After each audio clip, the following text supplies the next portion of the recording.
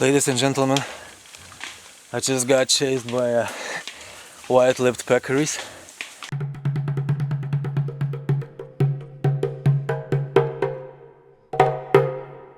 Hello there, ladies and gentlemen.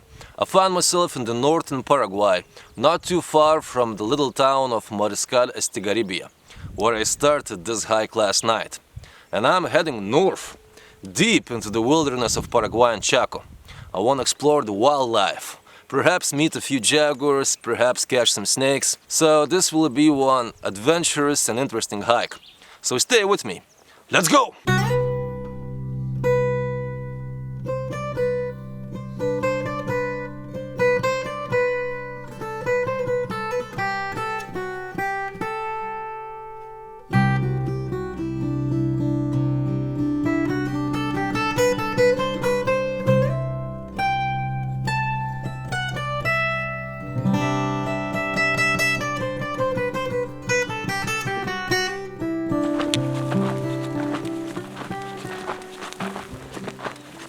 So yesterday I took a bus from Asuncion, the capital of Paraguay, to Mariscal Estigarribia.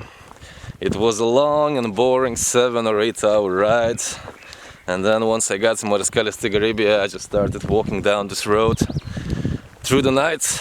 Then I slept in the bush and now I'm heading further.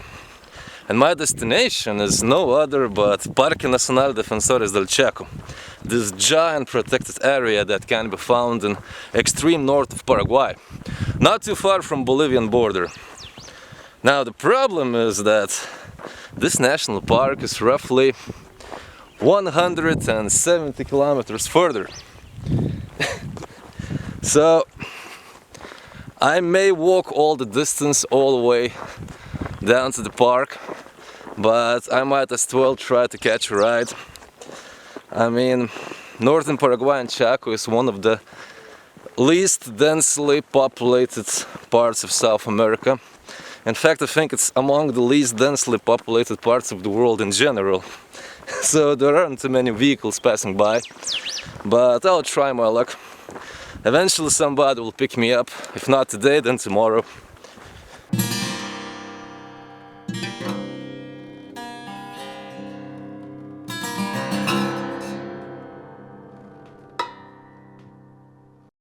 Well, what can I say? It was a smooth and easy hitchhike, as it usually goes in the remote parts of the world, when you're in the middle of nowhere and there aren't too many people living around, there aren't too many cars passing by. When driver sees that lonesome stranger in the middle of nowhere, most likely he or she will pick him up. So that's what happens.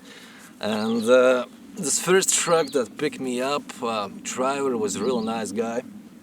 Although he was kind of a shy type of a fella, so I wasn't filming anything. I really don't like to bother people with my cameras when I see that they don't like it. And he drove me for about 40 kilometers and we spoke a bit, and then we stopped and he invited me for lunch. So over and over again I experienced this amazing, unbelievable Latin American, unbelievable Paraguayan hospitality. And we ate together, and then he went his way to some estancia to pick up some cattle, and I kept on walking on my way. I walked for about 300 or 400 meters, and out of the blue, another car pulled over. And the driver told him that he can take me for about 100 kilometers more. And here we are. I'm getting really close. I think I have roughly 40 kilometers left, and yeah, now I would like to take a little siesta. Probably take some rest for about 1 hour or so, and once the sun goes down, I'll keep on walking, because it's much more interesting to explore wilderness of Chaco in the nighttime, you know? It's when Chaco comes alive. I'm not saying that Chaco is boring in the daytime. Let's say I just saw a group of peccaries, like 3 peccaries crossing the road down there like 15 minutes ago. I mean, animals are all around. It's really fascinating to be here. But in the nighttime, it's when... nighttime is the right time, you know?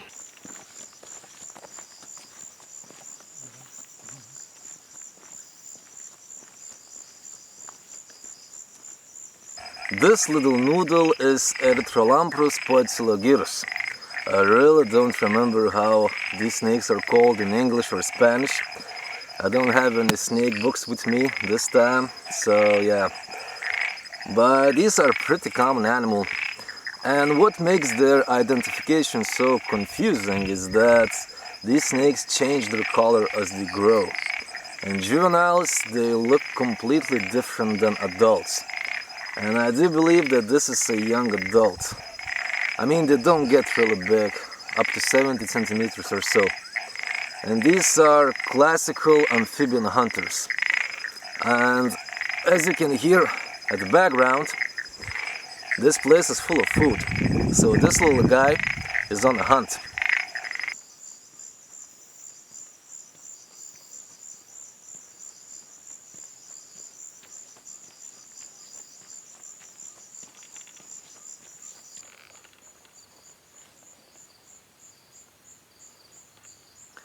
Ladies and gentlemen, let me introduce you to Chaco miner snake, Phemophis vittatus. Now, they call them miner snakes because they are pretty good at digging and burrowing. I mean, just have a look at the shape of this animal. They have this characteristic shovel-like head, and it seems like they have no neck.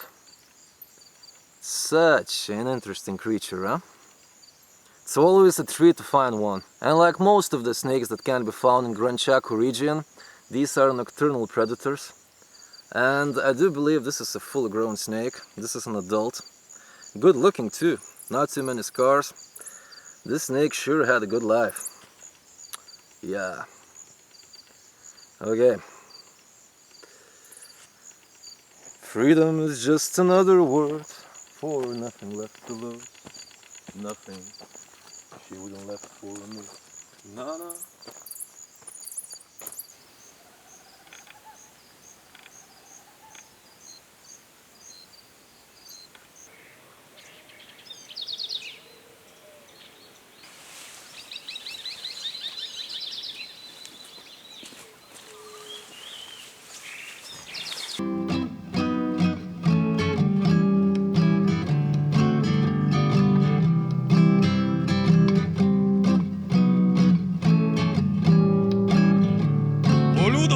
Dame tu celular, boludo.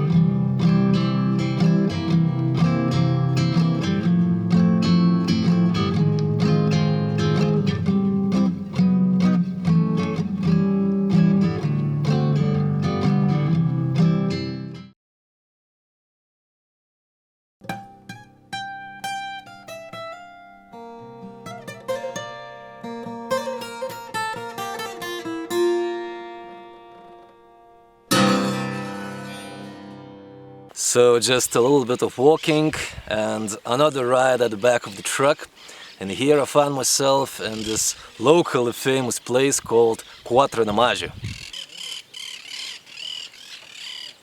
Now this place is completely in the middle of nowhere, and what you get here is a little military base. Then there is a little despensa or a shop where you can buy some beer or some cookies or some other fundamentals. And then there is a hotel. Yeah, there is a hotel in this place. And some of you who might be following my adventures for a while, you probably remember that I was cycling across entire Gran Chaco region like 3 years ago. So I'm very much familiar with this place. I've been here.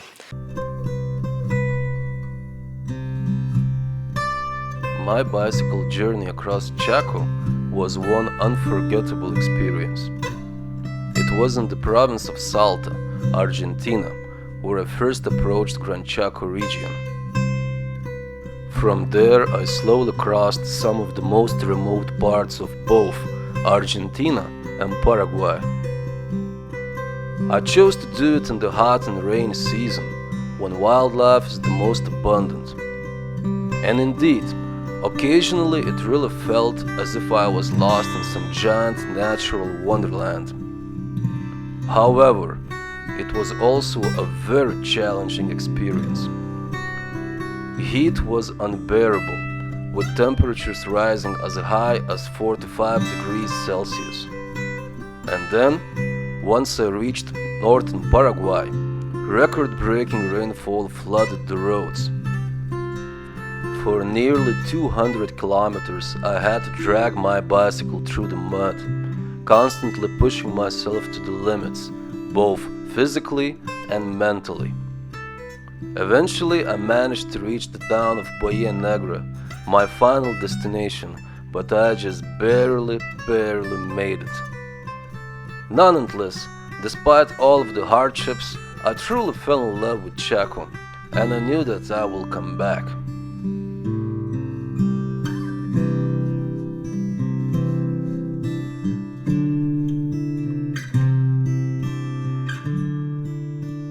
Probably the main highlight of this bicycle journey across Chaco was my visit to Cerro León, or Lion's Hill. It is somewhat of a legendary place that can be found within the limits of Parque Nacional Defensores del Chaco. Unfortunately, but later I managed to break this external drive and lost most of the footage from that part of the journey. And I'm not gonna lie, it was a bit of a low blow because, in my opinion, those were some of the best videos that I have ever recorded.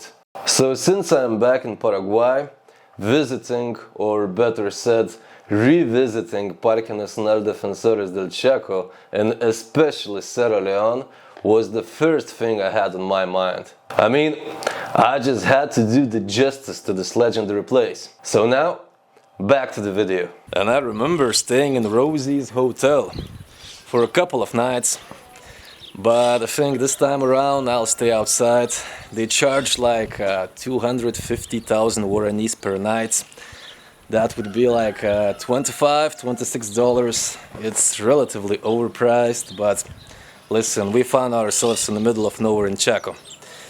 Yeah, so this time around I think I'll hang my hammock in between those trees, and that will be good enough. I just need some shadow. It's so hot. It's probably like 35, 37 degrees Celsius at the moment. Crazy hot. Although it gets so much hotter in Chaco. Whew. It's really hard to believe I'm back in this place.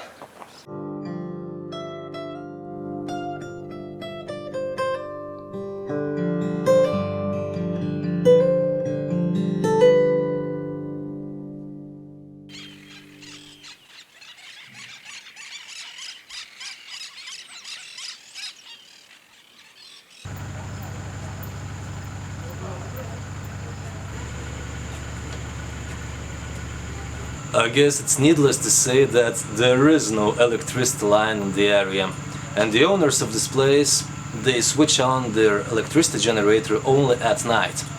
So just like with water, electricity is not always accessible in Chaco, usually quite the opposite. So now I'm just rushing and trying to charge all of my gear, my laptop, my phone, especially batteries of my camera. I have only 3 batteries, and I'm preparing for a pretty long hike, so I need to be ready.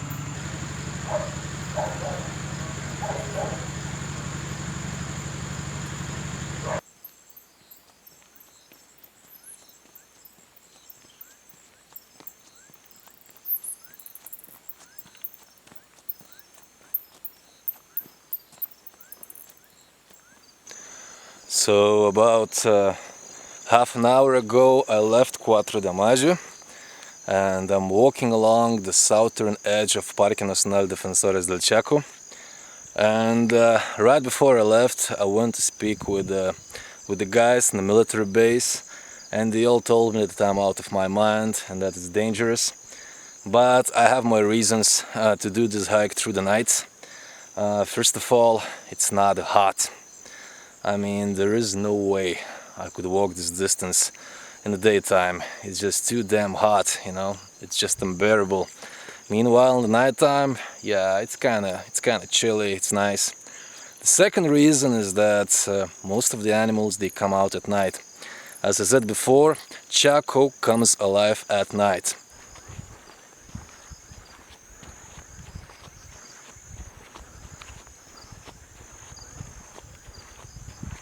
Also, right before I left, we received a little bit of rainfall, so it's not bone dry anymore, so conditions are a little bit better to look for all kinds of cold-blooded creatures like amphibians and reptiles. I mean, I don't have really big expectations, but this should be one adventurous and interesting hike nonetheless. And I think I'll try to walk through the night, like all night long, because a path that leads to Cerro León is roughly 25 kilometers further. So I'll try to get there. If I won't make it, I'll sleep somewhere in the bush, but that's my idea for tonight. And we will see how it goes.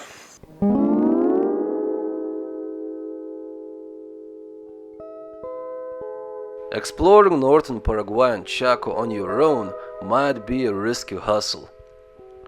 Local people might tell you that you will get eaten by a jaguar.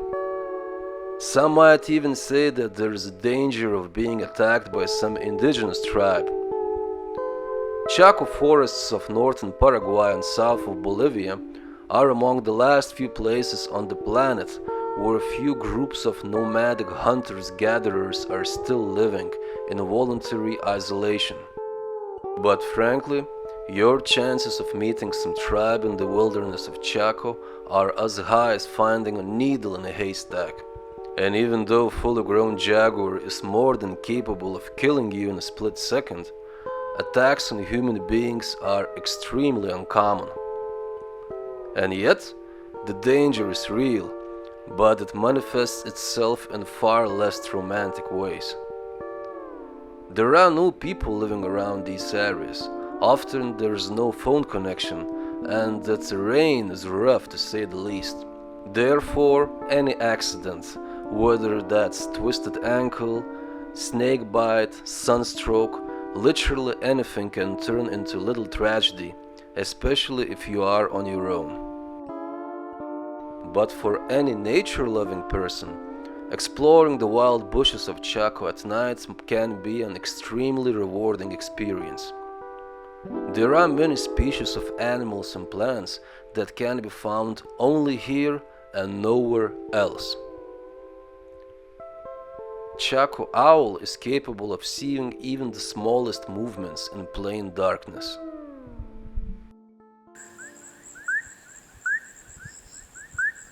Have a look at this. Miller's termite frog. It is a pretty common animal out here, but still, it's always nice to find one. Definitely one of my favorite amphibians that can be found exclusively in Gran Chaco region. They feed on termites. A little beautiful pancake of love.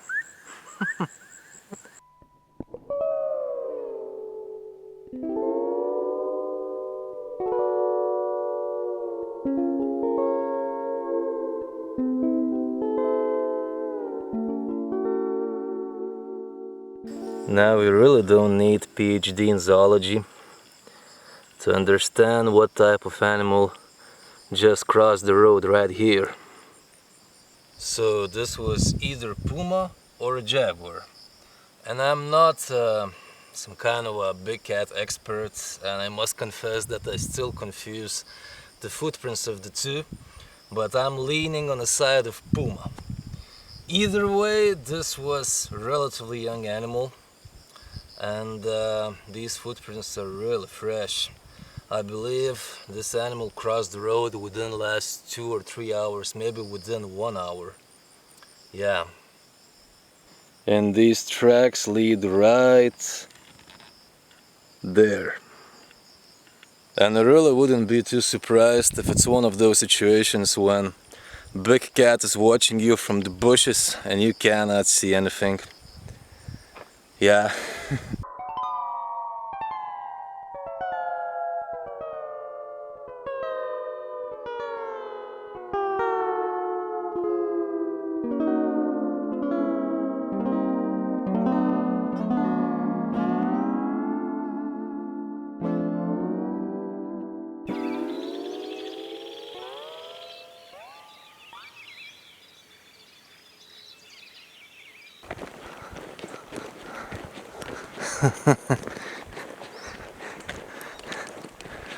Oh yeah.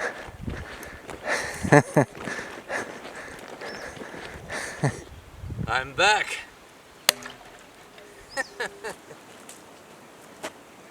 In 2023, during the peak rain season, it took me almost 2 days to push my bicycle through the mud from Cuatro de Mayo to this entrance to Cerro León. Now in October, at the end of the dry season, it took me just 1 night. Yeah, it was a long walk, like 25 or 26 kilometers, but nothing really special. And it was a beautiful night.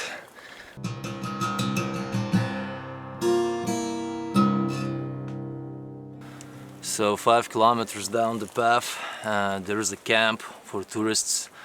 As far as I remember, it was just some abandoned building, but as long as it is not too crazy hot, I want to take a little nap, you know, just take some rest now, right now, you know, because I can, because later it will get too hot and probably I won't be able to sleep. So I just hang my hammock in some random place. Yeah, I'll take some rest and then we will move on. Whew. I guess it's needless to say that I'm quite tired, but I'm happy. Man, I love Chaco. I really do. Like right before the sunrise, I saw 3 pairs of eyes staring at me from the distance, and in the beginning I thought that those must be crab-eating foxes, curious little animals that are quite abundant, still quite abundant, and in Chaco. And sometimes they just like to observe you. I don't know, perhaps just out of sheer curiosity, you know. But then I got a little bit closer, I realized that those were 3 baby pumas, like juvenile young pumas. And I was trying to get close and take a picture with my camera. I failed, but oh, just this experience alone was unbelievable. And then right before the entrance to this path to Cerro León, a huge tapir crossed the road, just ran right across the road. So yeah, Chaco is wild, Chaco is savage, Chaco is very harsh, but I love it. But now I need to take some rest. I think within 2 or 3 hours it will get way too hot to sleep, so I need to approach the opportunity. I see you in a while.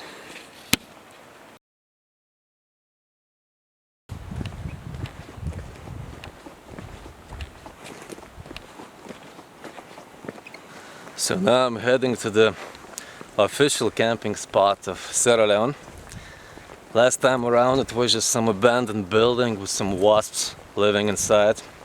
So we'll see what we can find this time.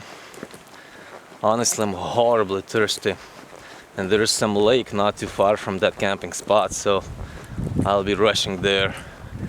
I really hope that lake haven't dried out, because if that's the case, then I'm in deep shit.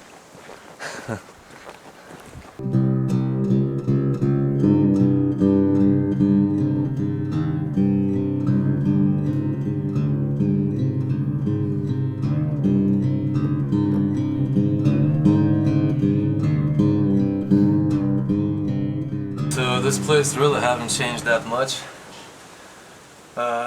Probably this building looks even worse. Yeah, worse than the last time. Yeah, more than 2 years ago. And I really miscalculated the amount of water I had. I'm really horribly dehydrated. This is the last water I have. So I think very soon I'll be heading to that lake. Bye. Ooh. So warm but tastes so good, huh? Oh, I mean, that lake is just right in the corner, like 400 meters or something like that.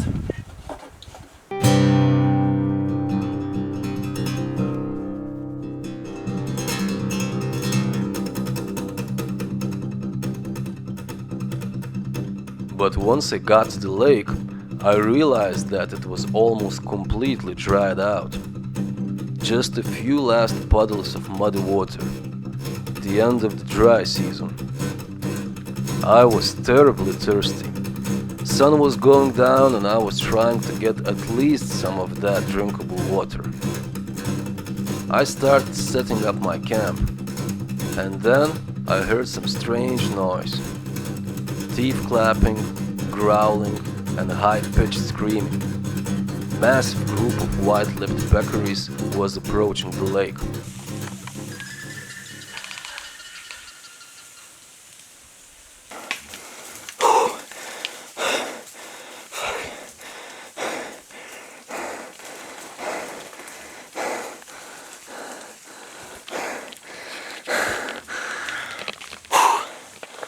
Ladies and gentlemen, I just got chased by white-lipped peccaries.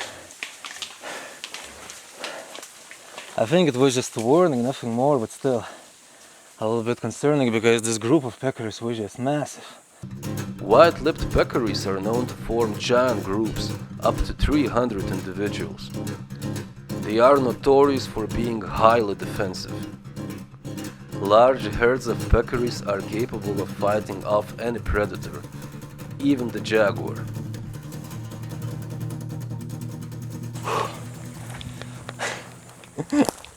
Now, I knew that this can happen, theoretically. I'm actually horribly dehydrated, exhausted, and I was just walking to get some water from this lake. There are a few puddles here and there, I can get some water, and then peccaries started to come out. In the beginning 15, then 20, 30, 40. By 40 I stopped counting, probably up to 80. White-lipped peccaries form giant groups, up to 300 individuals. And they're known to have a temper, you know. Gee, I'm really dehydrated. And I was just filming them for a while, and then out of the blue they started charging at me. Probably just warning, but that was already enough. So I just ran and I climbed up this tree.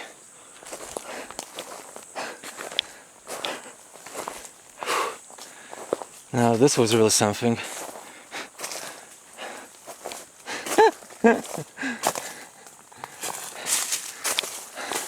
I mean, they're still nearby, I can hear them.